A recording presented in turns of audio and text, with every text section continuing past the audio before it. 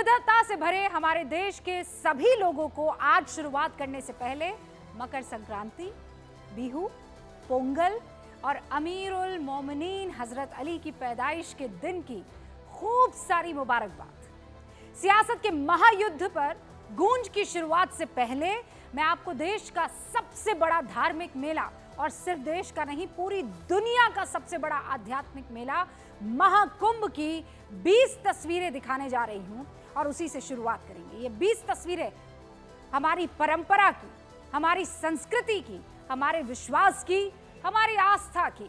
आज मकर संक्रांति के मौके पर प्रयागराज में पहला अमृत स्नान किया गया। आज अभी तक 2.5 करोड़ लोगों ने आस्था की डुबकी लगा ली है और इन सब में सामने आई है हमारे देश की रंग बिरंगी ये तस्वीर। 144 साल बाद आई इस शुभ घड़ी में कोई भी नागरिक प्रयागराज में संगम तट पर स्नान करने में पीछे नहीं छूटना चाहता और इसीलिए प्रशासन भी मुस्तैद है और जनता भी अपनी बारी का इंतजार कर अमृत स्नान का हिस्सा बन रही है। तस्वीर आप देखिए न्यूज़ 18 इंडिया की स्क्रीन पर, एक नहीं, दो नहीं, 20 तस्वीरें हैं जो महाकुंभ 2025 की हर झलक आपको एक ही फ्रेम में दिखा दे रही है। तो देश के धार्मिक रंग से अब सियासी रंग की तरफ ले जाती हूं क्योंकि गूंज में बहस सियासत पर। गूंज में आज शुरुआत करेंगे एक सवाल से। जवाब आप हमारे एक्स हैंडल पर जाकर दे सकते हैं, जिसे पूर्व में ट्विटर हैंडल कहते थे। ने भी पार्टियों के प्रवक्ता हैं या उन पार्टियों को डिफेंड करने के लिए आए स्पीकर्स हैं, उनसे सवाल पूछें। तो आज का पहला सवाल है कि विपक्षी गठबंधन बनाने की वजह क्या थी? बड़ा सवाल यही, और एक्स पर आप जाकर जवाब दे सकते हैं। आपके दिल में जो सही लगता है उस पर टिक कीजिए। विपक्षी गठबंधन जो बना है उसकी वजह क्या थी? जनता की भलाई पहला मकसद, या सत्ता के लिए बना था दूसरा मकसद, या पार्टी बचाने के लिए बना था तीसरा मकसद? आप न्यूज़ 18 इंडिया के एक्स हैंडल पर जाइए और अपनी बात रखिए। ये सवाल पूछना इसलिए भी जरूरी है क्योंकि आपके जहन में भी जब सारी की सारी पार्टियां एक साथ आई होगी, एक मजबूत गठबंधन बनाया होगा, इंडिया जिसे वो कह रहे थे, तो आपने भी ये सोचा होगा ना कि ये आएंगे तो एक मजबूत या तो विपक्ष या सरकार की भूमिका निभाएंगे। ये सवाल आज पूछने की जरूरत इसीलिए तो पड़ी है कि सिर्फ 7 महीने पहले तक दिल्ली में जो अरविंद केजरीवाल और राहुल गांधी संविधान बचाने के नाम पर एकजुट होने का दावा कर रहे थे, आज वो एक दूसरे को देश विरोधी, भ्रष्टाचारी, विकास विरोधी और न जाने क्या क्या कह रहे हैं। अभी कुछ देर पहले राहुल गांधी ने फिर तीखा हमला बोला है अरविंद केजरीवाल पर।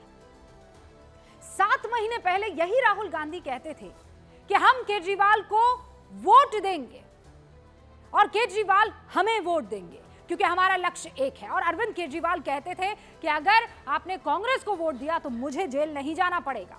लेकिन महज 7 महीने बाद राहुल गांधी कह रहे हैं कि केजरीवाल और पीएम मोदी एक जैसे हैं क्योंकि काम नहीं करते हैं, और केजरीवाल कह रहे हैं कि कांग्रेस और बीजेपी मिले हुए हैं, राहुल पार्टी बचाने के लिए लड़ रहे हैं और मैं, यानी अरविंद केजरीवाल कह रहे हैं, और मैं देश बचाने के लिए, संविधान बचाने के लिए लड़ रहा हूं। एकदम से हालात बदल गए, जज्बात बदल गए, जुबान बदल गई।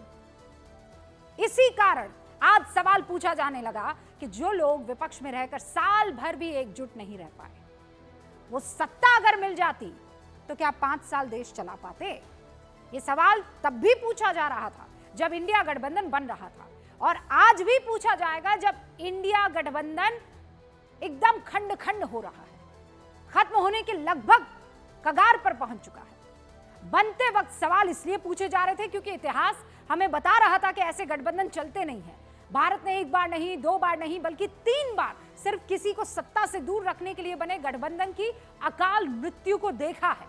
मसलन 1977 में इंदिरा गांधी के खिलाफ जो जनता पार्टी बनी सिर्फ 2 साल में बिखर गई। 1977 में बनी मोरारजी देसाई की सरकार सिर्फ 2 साल में 126 दिन में गिर गई और 1979 में जनता पार्टी टूटी और उसी इंदिरा गांधी के कांग्रेस से समर्थन लेकर चौधरी चरण सिंह प्रधानमंत्री बने, जिनके विरोध के नाम पर जनता पार्टी गठित हुई थी। फिर आ जाइए 1989 में राजीव गांधी के खिलाफ समूचा विपक्ष एकजुट हो गया। सरकार बहुमत से बनी लेकिन चल पाई कितने दिन? सिर्फ 343 दिन।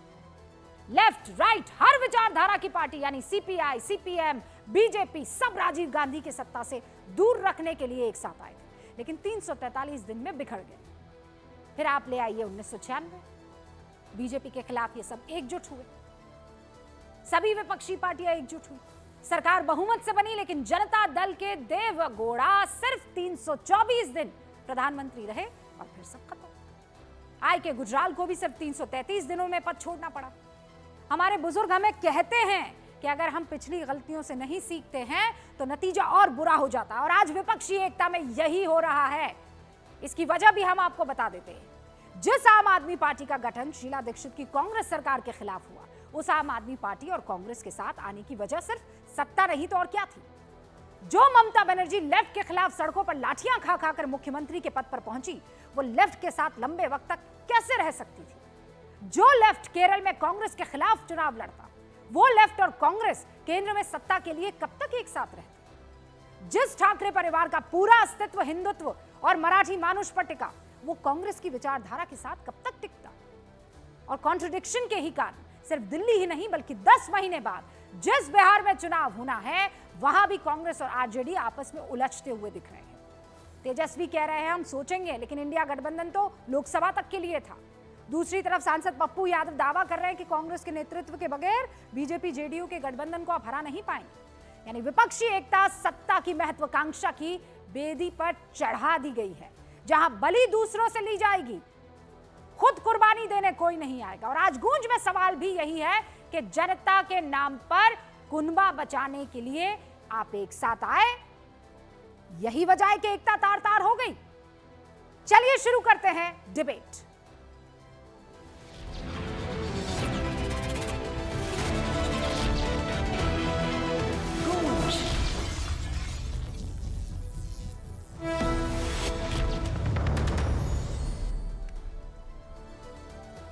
और आज बहस में हमारे साथ जो खास मेहमान शामिल हो रहे हैं, उनसे आपका तारुफ करवा देती हूं। हमारे साथ सुधांशु त्रिवेदी जी, भारतीय जनता पार्टी के सांसद और राष्ट्रीय प्रवक्ता, आपसे कुछ ही देर में जुड़ेंगे। स्क्रीन पर जो चेहरे आपको दिखाई दे रहे हैं, रवि श्रीवास्तव बिल्कुल मेरे बगल में आपको दिखाई दे रहा है, आम आदमी पार्टी का पक्ष रखेंगे। उसके बाद बिल्कुल उनके साथ में विवेक श्रीवास्तव लेफ्ट के नेता हैं। फिर आपको उनके बगल में अभिषेक झा जेडीयू के राष्ट्रीय प्रवक्ता दिखाई दे रहे हैं। उनके बगल में आपको आनंद दुबे जी यूबीटी यानी उद्धव बालासाहेब ठाकरे गुट की शिवसेना के राष्ट्रीय प्रवक्ता दिखाई दे रहे हैं। और कंचना जी उनके बगल में आरजेडी की राष्ट्रीय प्रवक्ता, इनफैक्ट वो यहाँ स्टूडियो में हमारे साथ मौजूद है। आप सभी का बहुत बहुत स्वागत है। लेकिन जिस ट्विटर पोल की यानी एक्स पोल की हम बात कर रहे थे, उसी से शुरुआत कर रही हूं। लेकिन एक और सवाल आपके सामने छोड़ रही हूं। पहले तो गठबंधन क्यों बना, ये सवाल पूछा। अब ये जो विपक्षी एकता में टूट आ रही है, इसकी वजह क्या है? आप लगातार न्यूज 18 इंडिया पर ट्वीट करते रहिए, पोस्ट करते रहिए, पोल में अपना हिस्सा बढ़ चढ़ कर लीजिए। वजह आपके सामने है, महत्वाकांक्षा की वजह से, विचारधारा की वजह से, पता नहीं विपक्षी एकता में टूट की वजह क्या है। चलिए शुरू करते हैं डिबेट। शुरुआत सबसे पहले आनंद जी आपसे कर रही हूं, क्योंकि इस वक्त तो आप थर्ड एम्पायर के तौर पर है ना। ये क्या चल रहा है, इतनी कड़वाहट। इंडिया गठबंधन के दो बड़े नेता केजरीवाल कह रहे हैं ये आदमी अपनी पार्टी बचा रहा है, यानी राहुल गांधी, मैं संविधान बचा रहा हूं। राहुल गांधी कह रहे हैं ये और मोदी यानी केजरीवाल और मोदी दोनों एक है, काम नहीं कर रहे हैं। रूबिका जी नमस्ते। नमस्ते सर। आपको, आपके सभी दर्शकों को और समस्त देशवासियों को मकर संक्रांति की हार्दिक शुभकामनाएं। आपको भी सर। देखिए, जब इंडिया गठबंधन बना था तो इंडिया गठबंधन का एक मकसद था कि भाई भारतीय जनता पार्टी को हटाकर देश में खुशहाली लाना, क्योंकि जिस प्रकार तानाशाही अहंकारी अपने चरम पर है, इसको हटाना, इसलिए इंडिया गठबंधन बना था। अलग अलग विचारधारा के लोग एक मंच पर आए, एक कॉमन मिनिमम प्रोग्राम लेकर आए, और इसमें यह तय हुआ कि भाई Anand ji, common minimum programme, thank you इस शब्द का इस्तेमाल करने के लिए। What is the common minimum programme? Common क्या है, मिनिमम क्या है, और वो प्रोग्राम क्या है, बता दीजिए। मोदी को हराना कॉमन मिनिमम प्रोग्राम है, सेवा, पार्टी को बचाना कॉमन मिनिमम, कहां सेवा? तो अभी क्या हो रहा है फिर? अभी मेवा मैं वही बता रहा हूँ कि इसका नेतृत्व दिया गया कि भाई कांग्रेस पार्टी 138 साल पुरानी पार्टी है, उनका पूरे देश में कैडर है, तो कांग्रेस इसका नेतृत्व करे। कांग्रेस ने चुनाव लड़ा, हम सब मिलकर चुनाव लड़े, कांग्रेस को अच्छी खासी संख्या भी मिली। 2014 और 19 की संख्या में इस बार 24 में कांग्रेस की बढ़ोतरी भी हुई। लेकिन ये जिम्मेदारी भी कांग्रेस के ऊपर ही है कि इंडिया गठबंधन को आप कैसे संरक्षित करें, कैसे उसको आगे बढ़ाएं, उसकी मीटिंग हो, उसके आपस में समन्वय हो। ये करने में कहीं ना कहीं कांग्रेस पार्टी कमजोर हुई है, इंडिया गठबंधन कमजोर नहीं हुआ है। जब सबको पता है कि दिल्ली में विधानसभा के चुनाव हो रहे हैं और दिल्ली में 3 पार्टियां लड़ रही हैं, जिसमें आम आदमी पार्टी ही बीजेपी को हरा सकती है, तो कांग्रेस पार्टी को भी बड़ा हृदय दिखाना चाहिए था। यही तो बात आके बहुत साफगोई से बात रख लेते हैं, इधर उधर नहीं करते हैं, ये कम प्रवक्ताओं में होता है। एंड मैं इस बात की तारीफ कर रही हूँ, लेकिन मुझे ये बताइए कि इसका मतलब ये है कि माइनस कांग्रेस इंडिया गठबंधन है अभी? मैं वही कह रहा हूं कि कांग्रेस पार्टी की जिम्मेदारी है कि इंडिया गठबंधन को आप बचा कर रखिए। अगर कांग्रेस उदासीन है, कांग्रेस अगर इसके लिए सीरियस नहीं है, तो इंडिया गठबंधन की बाकी लोगों की जिम्मेदारी नहीं है। हम सब कह रहे हैं कि दिल्ली में बीजेपी के रथ को अगर रोकना है तो आम आदमी पार्टी को मजबूत करना होगा। शरद पवार साहब वही कह रहे हैं, ममता दीदी वही कह रही हैं, अखिलेश यादव जी वही कह रहे हैं, आदरणीय उद्धव ठाकरे साहब वही कह रहे हैं, आदरणीय लालू प्रसाद यादव जी वही कह रहे हैं। जब सब एक मंच पर कंचना जी क्यों नहीं सुन रहे हैं फिर राहुल? तो वही कह रहा हूं ना, आपको कुछ नहीं समझते, इसीलिए तो आप लोगों की बातें नहीं सुन रहे हैं। नहीं ऐसा नहीं है। और अभी रूबिका जी आपने बिहार का उदाहरण दिया, आप पप्पू यादव का उदाहरण देकर कह रही हैं बिहार में आरजेडी और कांग्रेस में सब ठीक नहीं है। अरे जिनके बयान को लेकर सीरियस उनके धर्म पत्नी नहीं होती हैं और कहती हैं कि मुझे पप्पू यादव के बयान से हमारा कोई लेना देना नहीं, उनसे कोई संबंध नहीं है, आप उनके बयान को कांग्रेस का बयान कोट कर और आरजेडी और कांग्रेस में डिफरेंसेस अगर बिहार में बताने की कोशिश कर रही हैं तो ये पूरी तरह से गलत है और फर्जी है। और जहां तक रही बात, कम से कम हमारे यहाँ इतनी तो डिग्निटी है कि लड़ना है, अगर स्टेट में नेशनल लेवल पे हमारा था अलायंस, अगर स्टेट में लड़ना है तो आमने सामने फाइट करते हैं। भारतीय जनता पार्टी की तरह ऐसे तो नहीं है कि साथ में ले और सांप की तरह उनको निगल भी जाए।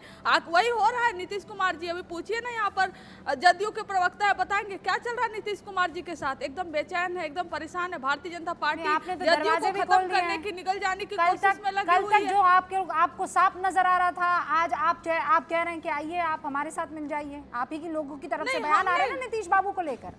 अगर आपको इतनी एलर्जी है तो फिर उनके लिए दरवाजे खोलना बंद करना, मतलब एक बार क्लियर कर दीजिए ना। देखिए खत्म बात, अब नहीं जाएंगे आगे। लालू जी और नीतीश जी के रिश्ते हमेशा अच्छे रहे हैं और उनके लिए दरवाजे हमेशा पर्सनली खुले रहे हैं, पर्सनली दरवाजे खुले रहे हैं। वो चाहे कोई त्योहार हो चाहे कुछ हो, इसमें आप आहा हो करिए। दोनों भाई हैं, एक बड़े भाई हैं, एक छोटे भाई हैं, और राजनीति में इसको चाहे जो जैसे ले। कह रहे हैं दरवाजा खोलने का मन नहीं कह रहा और आप कह रहे हैं आहा हू करते रहिए। अरे आहा हू तो आपकी पार्टी में हो रहा है। सुधांशु त्रिवेदी जी की इच्छा है कि जदयू को खत्म कर दिया जाए संपूर्ण रूप से। उसके लिए वो बी प्लांट सी प्लांट अगर लेकर आएंगे तो भाई जदयू पूरी तरह से निगल जाने की कोशिश कर रहे हैं। ऐसे में बार-बार आप लोग भी पूछ रहे थे, आप लोग भी पूछ रहे थे, हमने बोला बिहार सेंट्रिक मत ले जाइए ना। मैं इंडिया गठबंधन की बात कर रही हूँ। दिल्ली में आपके इस गठबंधन को लेकर 10 तरीके के सवाल पूछे जा रहे हैं। आप देखिए ना, ये ऐसा कभी हो सकता है कि दो दोस्तों और आपस में इतना लड़े कि इज्जत नाम की कोई चीज ना रह जाए? मतलब जिस तरह आप लोग बीजेपी पर अटैक करते थे, राहुल गांधी उसी तरीके से आज अरविंद केजरीवाल पर अटैक कर रहे हैं। You tell me one thing madam, कि आज जो हो रहा है ये इंडिया गठबंधन के साथी हैं कि दुश्मन है? रूबिका जी, आपको एक स्टेटमेंट याद होगा जब यहाँ भारतीय जनता पार्टी के जो भी डिप्टी चीफ मिनिस्टर हैं बिहार में, वो कहते हैं नीतीश कुमार जी के लिए, सुनिए नहीं हम बिहार की बात आज रखना चाह रहे हैं। कहते रद्दी माल हो चुके हैं। हम कह रहे हैं कि नहीं पैन इंडिया, हम क्या कह रहे हैं, हम आमने सामने लड़ते हैं। अरे इनकी तरह थोड़ी ना है कि सांप में पास में भी रखते हैं और बगल वाले दूसरे पॉकेट में छुरी भी रखते हैं। मौका जब मिले उनसे उनका अपना बेनिफिट भी ले, सरकार भी बनाए, फायदा भी उठाए, और जब मन हो तो चाकू निकाले और उनके गले में घोंप दे। हम ये नहीं करते। हमें लड़ना है तो हम आमने सामने लड़ते। इंडिया अलायंस बना था नेशनल पॉलिटिक्स के लिए बना था, हमने लड़ा और हमने तानाशाही खत्म की। स्वागत है आपका गूंज में। अभी कुछ देर पहले आपने प्रेस कॉन्फ्रेंस की, लेकिन जो प्रेस कॉन्फ्रेंस आप कर रहे थे, कुछ ऐसे ही तीखे तेवर जो है वो राहुल गांधी भी अपना रहे हैं। मतलब एक बार के लिए समझ में नहीं आ रहा है कि चुनाव में जो है अरविंद केजरीवाल को ज्यादा खतरनाक तरीके से कौन अटैक करना चाह रहा है, सुधांशु त्रिवेदी या राहुल गांधी? देखिए, मैं थोड़ा विलंब हो गया प्रेस कॉन्फ्रेंस की वजह से आने में, पर एक बात हम कहना चाहेंगे कि ये जो इंडी गठबंधन में आज हो रहा है ना रूबिका जी, इन लोगों के बीच में कोई कॉमन पॉइंट था ही नहीं। ये परस्पर एक दूसरे के स्वार्थ में आए थे और आज भी इनके लिए अपना स्वार्थ पार्टी से ऊपर है, यानी गठबंधन से ऊपर है। कोई किसी को कुछ देना नहीं चाहता, सब लेना चाहते हैं। तो मतलब इंडी गठबंधन की अगर हम पूरी बात कहें तो जो एक पुराना गीत था ना, उसकी 2 लाइनों में और आज जो अब एक दूसरे के प्रति इनका भाव था, सब बिल्कुल ठीक एक उसमें आ जाता है कि कभी खुद पे कभी हालात पे रोना आया और बात निकली तो हर एक बात पे रोना आया। और उसकी आगे की लाइन थी, वो इनके दलों के अंदरूनी भाव को दिखाती है। कौन रोता है किसी बात और की बात पे है दोस्त, सबको अपनी ही किसी बात पे रोना आया। तो केजरीवाल अपने स्वार्थ में थे, राहुल गांधी अपने स्वार्थ में थे, आज समाजवादी पार्टी अपने स्वार्थ में थी और ये तो बिहार में भी आरजेडी अपने स्वार्थ में थी। सबको लग रहा था एक फोकल पॉइंट है, एक कोर वोटर है, उस कोर वोटर के माध्यम से हम सत्ता तक पहुंच जाएंगे। वो डिवाइड नहीं होने पाए। अब क्या हुआ, जब कांग्रेस जीत गई, उसने इतना जलवा, इतना भौकाल दिखा दिया लोकसभा में। आप याद करिए राहुल गांधी जी की पहली स्पीच, उसमें कहीं किसी दूसरे नेता का नाम नहीं लिया गया, ना शरद पवार जी का, ना ममता जी का, ना लालू जी का, ना अखिलेश यादव का, ना केजरीवाल का, किसी का नहीं। वो ऐसे शो करने लगे जैसे इस जमीन से आसमां तक मैं ही मैं हूं, दूसरा कोई नहीं। अब सब घबरा गए कि भैया ये कोर वोटर पे ऐसा तो नहीं यही सब ले जाएंगे। पहले तो उन्हीं का था ना, कांग्रेस का, जो ये लोग लेके आए थे। अब इन्हें लगा कैसा ना वापस लिए चले जाएं। तो बस कौन रोता है किसी और की बात पे दोस्त, सबने एक दूसरे को निपटाना शुरू कर दिया। ये बात तो आपने कह दी, लेकिन कंचना जी कह रही है आपके एक पॉकेट में यारी दोस्ती है, दूसरे पॉकेट में छुरा है। जब मर्जी आएगी वो छुरा निकालेंगे और अपने साथियों के पीठ पर भोंक देंगे, घोंप देंगे। ये कह रहे हैं हम जो लड़ रहे हैं सामने तो लड़ रहे हैं। वैसे नहीं रूबिका जी, देखिए हमारा जिसके साथ भी गठबंधन रहा है, हमारा जदयू से गठबंधन 29 साल में डेढ़ वर्ष के 2 ऑप्शन को छोड़कर परमानेंट रहा है। जो अभी बोल रही थी आरजेडी की प्रवक्ता महोदया, ये बताइए, लालू जी ने तो निपटा ही दिया था नीतीश कुमार जी को। 95 में समता पार्टी काहे बनाए थे? उन्होंने यही कहा था सब कुछ वो अपने लिए रखना चाहते हैं, किसी साथी को कुछ नहीं देना चाहते। हमें याद है बचपन में रूबिका जी, लालू जी जब मुख्यमंत्री बने थे तो जात बिरादरी के नेता नहीं थे, गरीब गुरबा की सरकार थी। आखिर में फिर अपने को किया एक वर्ग का नेता, फिर अपने को किया एक जाति का नेता, और जाति भी फिर किनारे कर दी। आखिर में किसका नेता? पहले मैं, फिर मेरा साला था, फिर मेरी पत्नी, फिर मेरा बेटा, फिर मेरा दूसरा बेटा, फिर मेरी बेटी और फिर मेरी दूसरी बेटी। तो बस इस कारण से वो अपने आप अपने कर्मों से अपने को संकुचित करते करते एक विराट व्यक्तित्व से एक परिवार के नेता में आ गए। सुधांशु जी ने एक बहुत अच्छी बात की, 29 साल में परमानेंट रिश्ता, परमानेंट इनका रिश्ता है नीतीश जी से। क्या है ये आपके टेलीविजन पे लाइव ये गारंटी ले सकते हैं? गारंटी तो खैर ये बहुत लेते हैं कि नीतीश जी फिर से नहीं पलटेंगे, आपका साथ नहीं छोड़ेंगे। इतना परमानेंट रिश्ता है तो गारंटी भी तो ले ही सकते होंगे आप गारंटी लेकर दिखा दीजिए। और जहां बात लालू जी की रही, तब भी लालू जी मसीहा थे, आज भी हैं और लालू जी हमेशा मसीहा रहेंगे।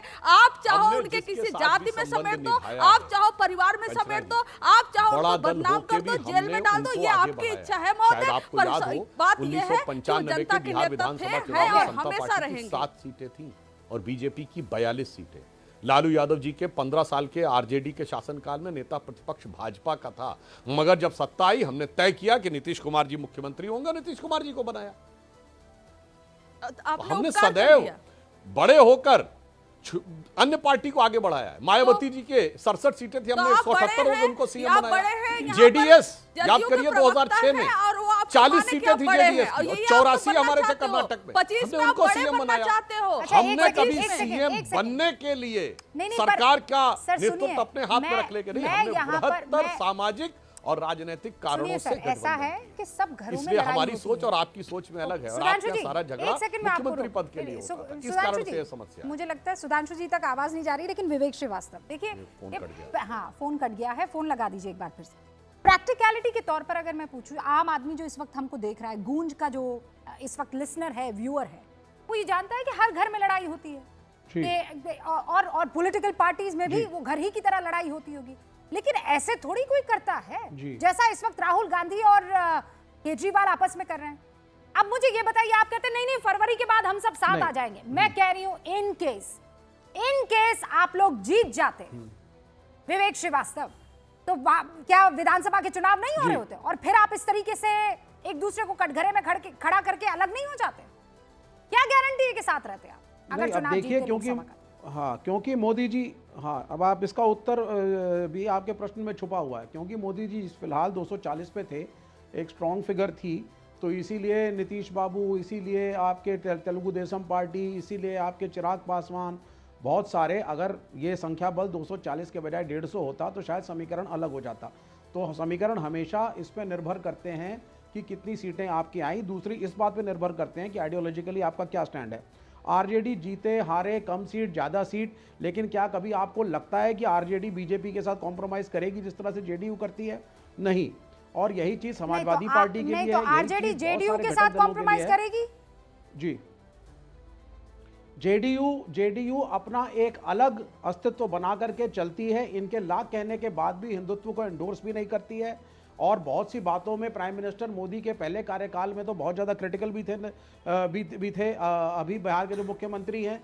तो इसलिए ये आइडियोलॉजिकल स्टैंड एक बड़ा इंपॉर्टेंट है। इसीलिए मैं कहता हूँ राज्यों में बेशक आपस में ये कुश्ती हो रही है, लेकिन ब्रॉडर पर्सपेक्टिव में लोकसभा और केंद्र में सरकार को बदलने के लिए आइडियोलॉजिकली हिंदू राष्ट्र का कॉन्सेप्ट और इनका जो हिंदुत्व की आइडियोलॉजी है उसके हम खिलाफ हैं। ये विवेक श्रीवास्तव जो सुधांशु जी कह रहे हैं, ये कैसे मान लिया जाए कि आप लोग कह रहे हैं विधानसभा में तो हम ऐसे लड़ेंगे कि एक दूसरे की मतलब चीरहरण तक के लिए हम तैयार हो जाएंगे?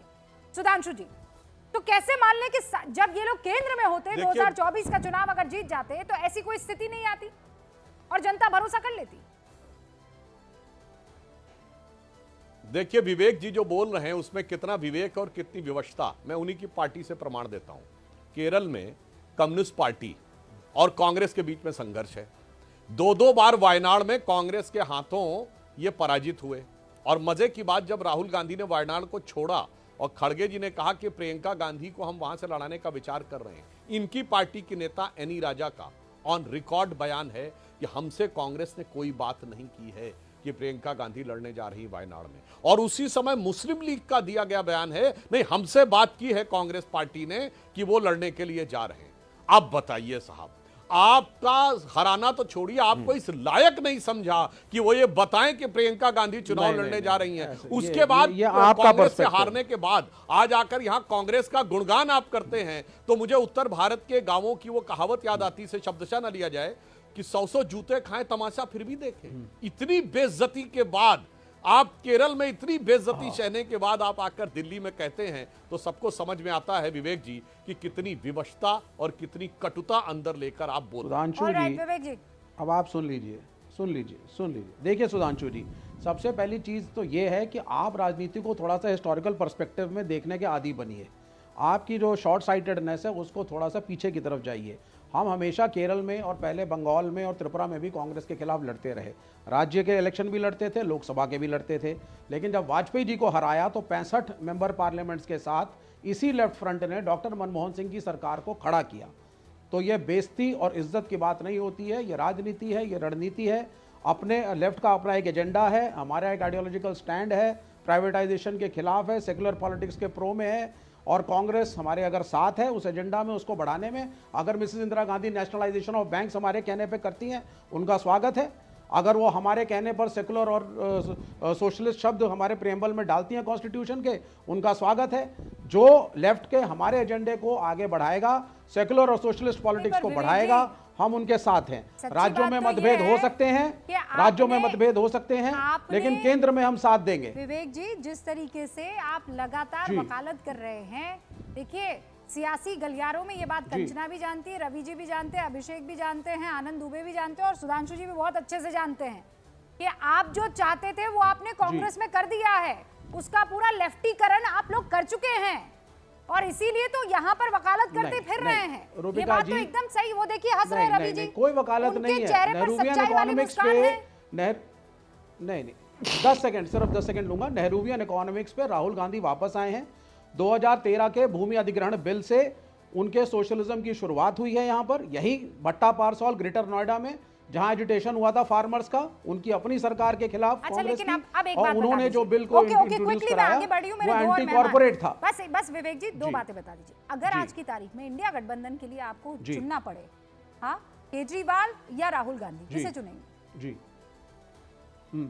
हम राहुल गांधी को चुनेंगे क्योंकि नेशनल पर्सपेक्टिव और Okay. नेशनल लेवल पे ठीक है, thank इन्फ्लुएंस you. करने की ताकत अभी कांग्रेस पार्टी थैंक में यू। वो केवल केजरीवाल जी आप में कोई कर रहे कमी नहीं हैं, है। कंचना जी इस पर केजरीवाल जवाब जी नहीं में कोई देगी कमी नहीं क्योंकि है। उनके नेता अभी तक सोच ही रहे हैं, मन बना रहे हैं। आनंद दुबे जी, चुनना पड़ा किसे चुनेंगे, राहुल गांधी कि केजरीवाल, इंडिया गठबंधन के लिए?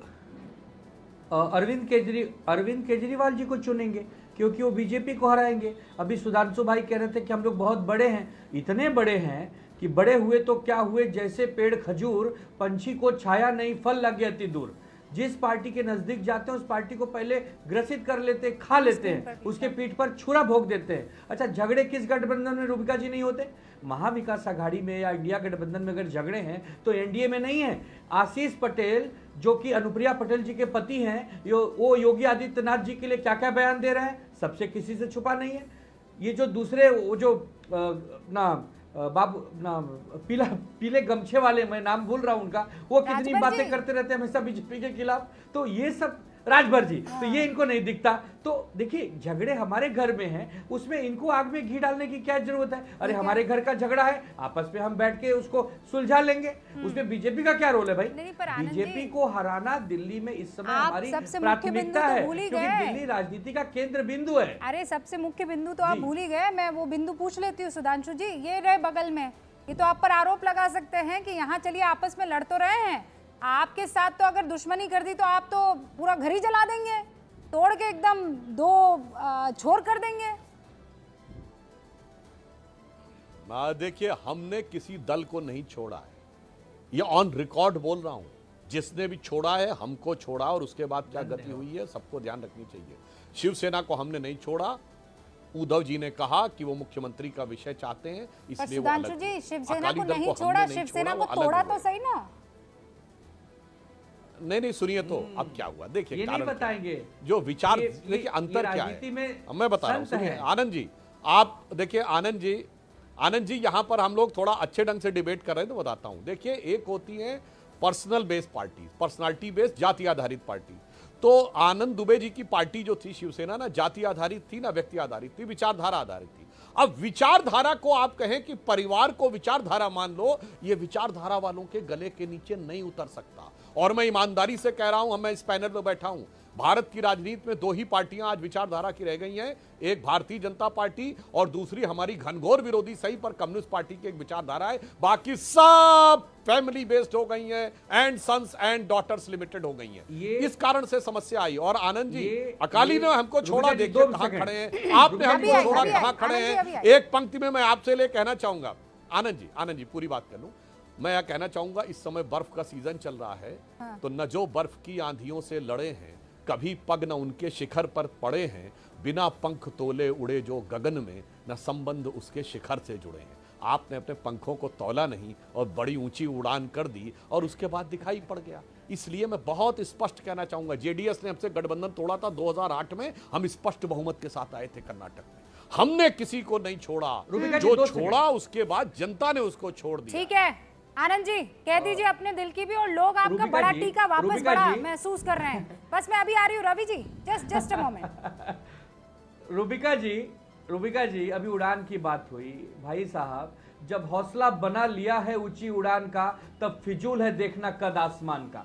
हमने आपको छोड़ा है, हमने हिंदुत्व नहीं छोड़ा है। ये आपका भ्रम है कि आप अपने आप को पूरे देश में इकलौता हिंदूवादी पार्टी समझ लिए हैं, जबकि ऐसा नहीं है। आप अयोध्या हारे, आप रामेश्वरम हारे, आप नासिक हारे, आप रामटेक हारे, आप तो हार ही रहे हैं ना। अगर आप इतने हिंदूवादी पार्टी होते तो इस देश के जहां जहां सनातनी है वहां वहां आपको जिताते। इसके लिए आपको भी आत्मचिंतन करने की आवश्यकता है। ठीक है, केंद्र में आपकी सरकार है, राज्य में आपकी सरकार है, आप इस समय ताकतवर है, आप धनवान है, आप बलशाली है, लेकिन इसका मतलब नहीं कि आप अमर होकर आए हैं। जीवन में, राजनीति में परिस्थितियां बदलते रहती हैं। आज आपके पाले में गेंद है, आप ये कह रहे हैं आपने हमारे पाले में हिंदुत्व को गेंद नहीं छोड़ा, लेकिन हिंदुत्व को जो पार्टियां गाली देती हैं और गाली देते हुए अपना कॉलर ऊपर करती है, उनके साथ तो गए ना। आप कान यूं पकड़िए कि यूं पकड़िए, बात तो एक हो जाती है। मैं दो और मेरे मेहमान हैं, सुनिए सर, 5:20 प्रोग्राम के चलते एक बड़ी खबर, जनता की तरफ से। सर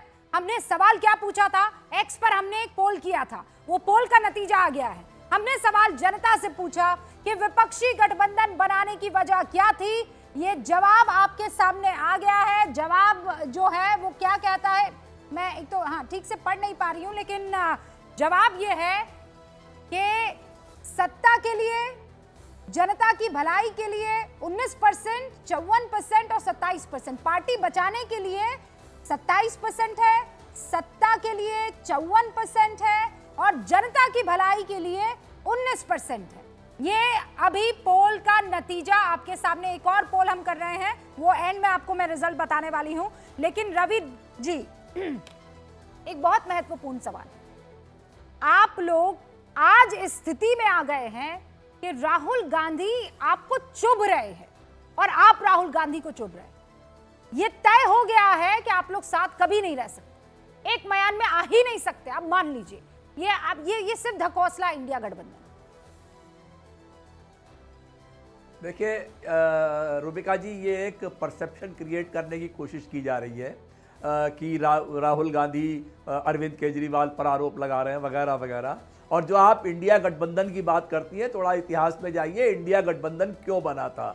तो इंडिया गठबंधन के पहले देश के अंदर कम से कम 9 राज्य सरकारें भाजपा वालों ने एमएलए खरीद करके तोड़ करके गिराई थी और इस तरीके से वहां विपक्षी नेताओं को फर्जी केसेस बना बना करके जेल में डाला जा रहा था। यह वजह थी कि लोग साथ में आकर के विपक्ष के लोग खड़े हुए थे। अब आपको यह लगता है वो गठबंधन केवल लोकसभा इलेक्शन के लिए था और वो इलेक्शन लड़ा गया, वो इलेक्शन सफलतापूर्वक लड़ा गया, उसमें कांग्रेस सबसे बड़ी पार्टी बन के उभरी। आज भी आप देखिए कि 20 दिन पहले इसी संसद के अंदर जब भी बाहर खड़े होते हैं, सारे के सारे इंडिया गठबंधन के नेता एक साथ खड़े होते हैं आकर के, और आप कहती है इनमें झगड़ा हो गया है। ये राज्यों के अंदर चुनाव है, एक दूसरे से लड़ेंगे, अपने अपने उम्मीदवार खड़े करेंगे, भाषा भी तल्ख हो जाती है, कभी कभी दूसरे के बारे में कहना पड़ता है, मगर इसका यह मतलब नहीं है कि उनके दिल अलग हो गए।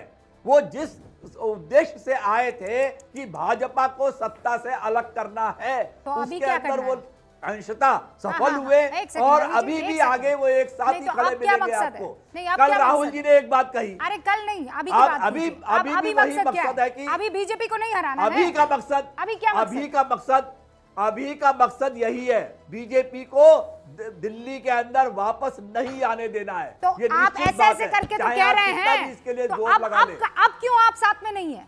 मतलब वो वाला मकसद अलग है, साथ हो जाएंगे, ये वाला मकसद अलग है, अलग हो जाएंगे। सुन लीजिए, don't confuse us know sir, आप ये क्या मजाक बना रखा है?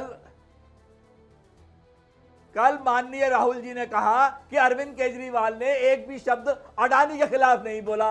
अरे वही संजय सिंह राज्यसभा के अंदर खड़े होकर के चिल्ला करके अडानी और इनके मोदी जी के संबंधों को उजागर करते रहे, तो राहुल जी ने नहीं देखा क्या उसको? मेरे तो सवाल के जवाब राजनीति के अंदर मेरे सवाल का जवाब दीजिए रवि जी प्लीज। ये कोई क्रिकेट मैच नहीं है, आप कोई क्रिकेट की टीम नहीं है। इंडिया नाम तो रख दिया है, लेकिन तासीर इंडियन क्रिकेट टीम टाइप नहीं है कि आईपीएल भी खेलेंगे, T20 भी खेलेंगे और फिर जब बड़े वाले मैचेस आएंगे, जब वर्ल्ड कप आएगा, तब हम सब जो है एक हो जाएंगे। मजाक मत कीजिए ना, ये गेम नहीं है, ये राजनीति है।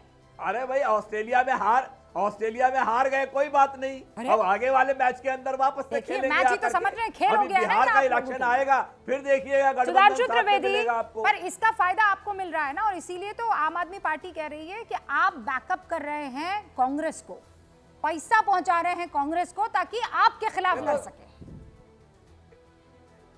ये तो सोने की चेन और कंबल बांट रहे हैं लोग, आएंगे इनके दरवाजे पे अभी। आज ही अरविंद जी ने बोला है भाई तैयार रखिए आप सोने की चेन वगैरह, आप जाइएगा बीच में। ठीक है, अरविंद जी ने संक्षेप में जवाब दे दीजिए, कार्यालय में ऑफिस में लेने के लिए। ओके, संक्षेप में जवाब दे दीजिए कंबल और पैसे। हाँ, मैं संक्षेप में जवाब देता हूं। देखिए रवि जी के वक्तव्य की पहला और आखिरी पक्ष आप सुन ले, दोनों ने एक दूसरे कॉन्ट्रडिक्ट कर दिया। पहला सेंटेंस इनका था परसेप्शन क्रिएट करने का प्रयास किया जा रहा है कि आपस में लड़ रहे हैं, और लास्ट सेंटेंस में इन्होंने क्या बोला कि राहुल गांधी ने ये कहा कि अडानी के मामले को कभी केजरीवाल ने उठाया नहीं, संजय सिंह की बात सुनाई नहीं पड़ी। तो मेरे भाई पहला बात सही थी, आखिरी बात सही थी। रवि जी, आपका नाम है रवि, आज रवि अर्थात सर अपने टर्न पे प्लीज, दर्शकों के साथ न्याय होता है। रवि जी, आज रवि अर्थात सूर्य उत्तरायण में आ गया, पर आपके विचार दक्षिणायन में ही फंसे लगे हुए रहिए हैं। आप। वो 6 महीने पुराने वाले दौर में फंसे हुए हैं मेरे जनाब। विचार उसके बीच में से दुनिया बहुत उत्तर बदल से भी गई ऊपर पहुंच और गए हैं। आप लगे रहिए। इसीलिए आपको समझ में नहीं आ रहा है। गठबंधन में रहते हुए एक दूसरे के प्रति क्या भाव था, सिर्फ मैं कोट करना चाहता हूं। अरे अभी केजरीवाल जी को देशद्रोही बोला है कांग्रेस ने, और केजरीवाल जी की पार्टी ने खुलेआम उनका विरोध किया है। क्या क्या संदीप दीक्षित जी बोल रहे हैं, और उसके बाद आप कह रहे हैं सब एक दूसरे के साथ हैं। मुझे लगता है देश की जनता को वह शब्द जो कि अब राहुल गांधी जी के लिए प्रयोग होना बंद हो गया है, वो समझने का प्रयास नहीं करना चाहिए कि देश की जनता इतनी नासमझ है कि आपकी लड़ाई और आपके वो। मैं रुबिका जी, अरविंद केजरीवाल रुबिका जी, मैं पहली बार में बोल